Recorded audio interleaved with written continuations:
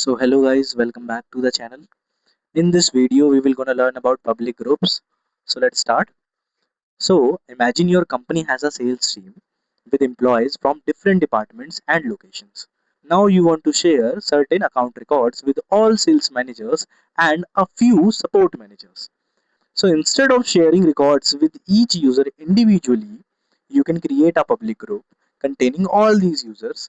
And whenever you share records with the public group, every member automatically gets access. Okay, so in simple words, a public group is a collection of users, roles, territories, or other public groups that can be used to simplify record sharing and access management. So without public groups, you share records with users one by one. That is not a good practice. The security becomes difficult to manage and administration takes more time. And with the public groups, you can share records with multiple users at once. You can also simplify sharing rules. You can also reduce administrative efforts. It can improve security management. And due to the public groups, we can easily update access by adding or removing members from the group. So now let's talk about who can be a member of a public group. A public group can contain different types of members. These includes individual users, and then we have roles and subordinates if applicable. And also we have other public groups, and also we have the option to add territories if enterprise territory management is enabled only. This flexibility allows you to build groups that match your organization structure. Let's take a real world example.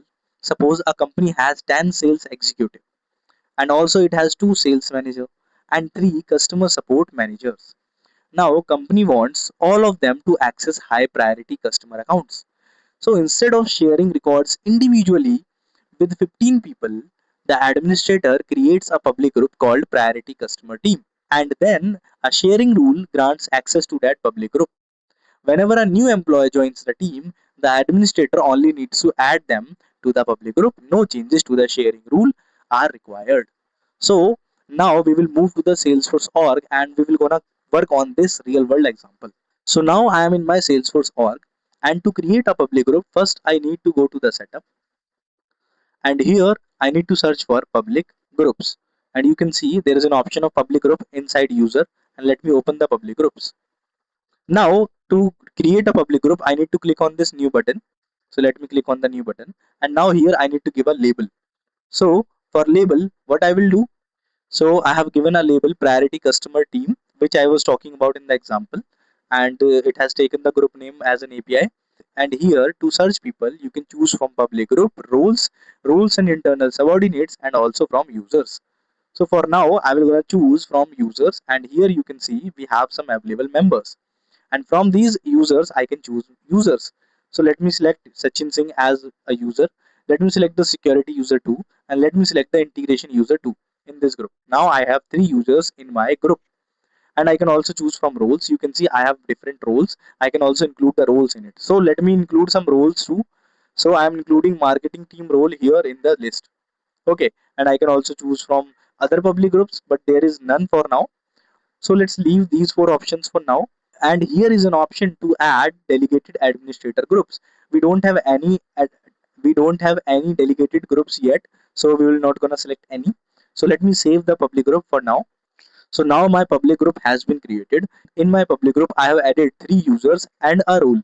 So now let's take a scenario where I want to share some records with only those members which are in this group. So to share records with the other members, what you can do, you need to create some sharing rules. So don't worry about the sharing rules if you don't know about it. I will gonna create a separate video for it in future. But for now, you can just take it as like you create some sharing rules when you need to share some records with other users. So you go to sharing settings, and then you go to this option sharing rules here, and you create sharing rules for objects. So if I'm creating a sharing rule for account object, I will click on new, and here I will fill the details for the sharing rule.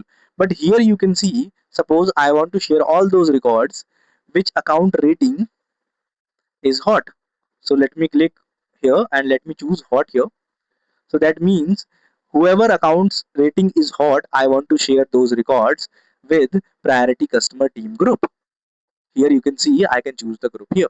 So that's how you share your records on the basis of criteria to your public groups.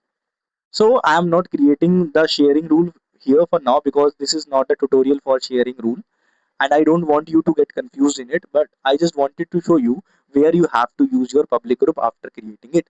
There are multiple more scenarios where you need to create a public group and use it.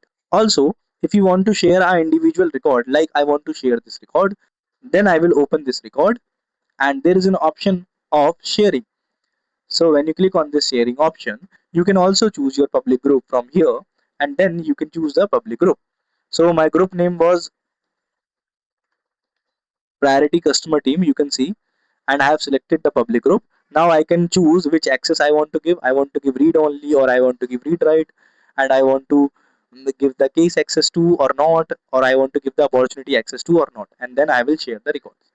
And that's how you can use your public group too. There are multiple more scenarios where you can use your public group. So I hope you understood how public groups work. So thank you so much for watching. And if you found this video useful, don't forget to like the video, subscribe to the channel, and I will see you in the next lesson.